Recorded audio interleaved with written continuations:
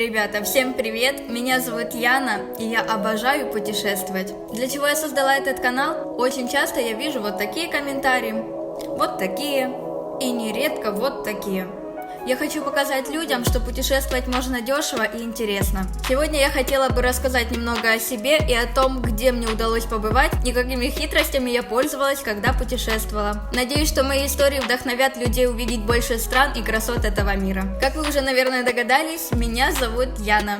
И я девочка с самой вкусной фамилией, потому что моя фамилия Борщева. Мне 23 года, и я родилась в Луганской области, в маленьком городке Кременная. Впервые за границу я выехала, когда мне было 17 лет. Тогда я как раз закончила школу и переехала в Польшу для учебы в университете. А если посмотреть на карту, то можно понять, что это было не самым легким решением. Мне надо было полностью пересечь всю Украину с востока на запад, а потом еще и пол Польши. Приехала я, значит, изучать английскую филологию в университет, и поменяв 5 факультетов, я попала на факультет иностранных языков в туризме. И это стало моим маленьким шажком в жизнь вот такого постоянного туриста. Первый факт обо мне – это то, что я посетила 30 стран. И это Польша, Чехия, Германия, Литва, Латвия, Эстония, Словакия, Венгрия, Болгария, Румыния, Македония, Албания, Австрия, Италия, Мальта, Ватикан, Испания, Франция, Португалия,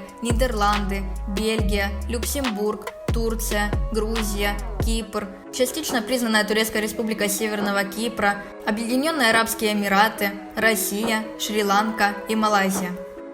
Казалось бы, этот комментарий должен был быть правдивым, если бы я не любила самостоятельно планировать все свои поездки и вылавливать самые дешевые билеты. И вот мой главный совет для тех, кто хотел бы сэкономить: планируйте все свои путешествия самостоятельно. Ни для кого не секрет, что забронировать жилье можно буквально в пару кликов. Лично я пользуюсь всем известным сайтом booking.com для бронирования отелей и хостелов, а для квартир и комнат использую airbnb.com. На самом деле здесь тоже есть свои хитрости. Очень часто одну и ту же квартиру можно найти как на первом сайте, так и на втором. И как бы нелогично это ни звучало, но цена может отличаться. И на том же Booking вы можете арендовать апартаменты на пару долларов дешевле, чем на Airbnb. Поэтому мой вам совет: ставьте сортировку вариантов по возрастающей цене и ищите самый подходящий для вас вариант. Еще один момент, о котором нужно упомянуть, это то, что нужно обязательно обращать внимание на местоположение жилья. Разница между двумя вариантами может быть всего лишь в пару долларов, но сэкономить не получится, так как придется расплачиваться за транспорт.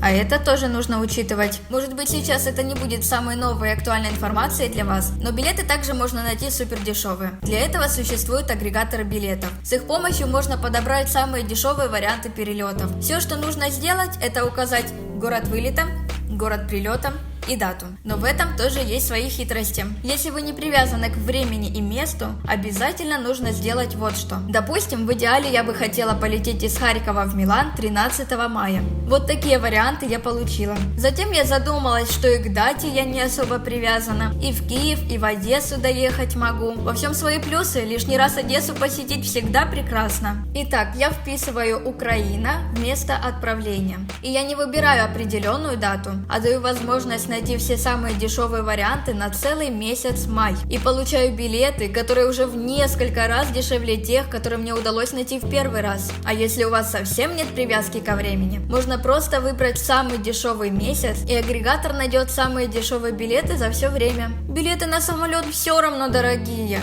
А можно как-то еще более бюджетно? Без проблем. Я никого к этому не призываю, и нужно быть действительно очень осторожными, но в свое время меня сильно выручил автостоп. Например, в 2019 году мы с другом так объехали 7 стран. Мы встретились в Кракове, доехали до Португалии, объехали ее сверху вниз, а затем вернулись во Львов также автостопом. За один день мы могли проехать 3 страны, а иногда едва ли переезжали из одного города в другой, при этом приходилось ходить десятки километров пешком. Тут уж как повезет, все зависит от людей и от страны. Нас в основном подбирали те люди, которые в своей молодости также путешествовали автостопом. Знаете, такой круговорот добра в мире. Но, например, по Кипру я путешествовала со своей подругой, и чтобы остановить машину, требовалось не более 10 минут. Так мы объехали весь остров. Один раз, правда, мы планировали в одну сторону добраться автостопом, как и получилось, а в другую общественным транспортом. Кстати, какая вероятность того, что автостопля Переезжая автостопом на Кипре, можно встретить человека, который не только родом из города, где я училась, но учился со мной в университете. Так вот, мы доехали до города Пафос. Как бы пафосно это ни звучало. И не проверив расписание общественного транспорта, ушли гулять. Обошли весь город, увидели все развалины, пришли на станцию. Автобуса нет. Уехал последний за 20 минут до нашего прихода. Мы волонтеры в Турции. Бюджет маленький. Впереди еще 2 недели путешествий. Идем на заправку, чтобы спрашивать людей, а вдруг кто-то едет в нашу сторону. Подошли к единственному человеку, который заправлял свою машину. Он ответил, что живет прямо напротив заправки, но поможет нам, потому что когда-то в молодости у него была абсолютно такая же ситуация, и ему помогли. А он решил помочь нам. Автостопом можно круто путешествовать, но нужно быть готовым к разным поворотам судьбы. И желательно иметь несколько вариантов для передвижения. И обязательно правильно выбирать места для автостопа. На самом деле у меня очень много информации для автостоперов. Подтянет на целое видео. Поэтому дайте мне, пожалуйста, знать, если вам это интересно. Хорошо. Допустим, доехали мы до города, где хотели бы остановиться. В карманах звенит мелочь, отелей мало и супер дорогие. Что я делала в таких случаях? Есть у меня палочка-выручалочка, которая помогла мне и с людьми интересными познакомиться, и культуру узнать, так еще и бесплатно остановиться в десятках городов в разных точках мира. Это каучсерфинг.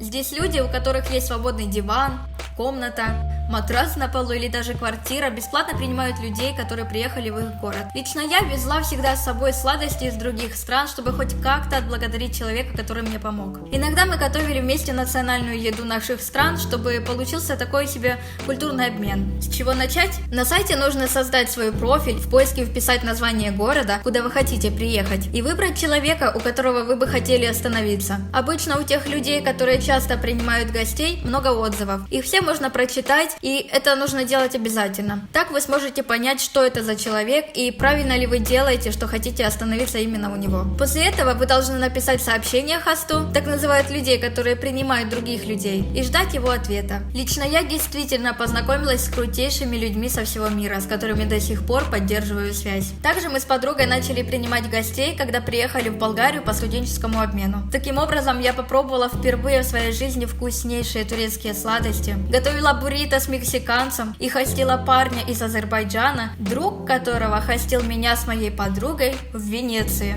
Это если очень быстро и кратко рассказать о моем опыте бюджетного путешествия по миру, в основном по Европе. Дайте, пожалуйста, знать, если мои советы были вам чем-то полезны, а также о чем бы вы хотели еще узнать. Буду очень рада с вами пообщаться.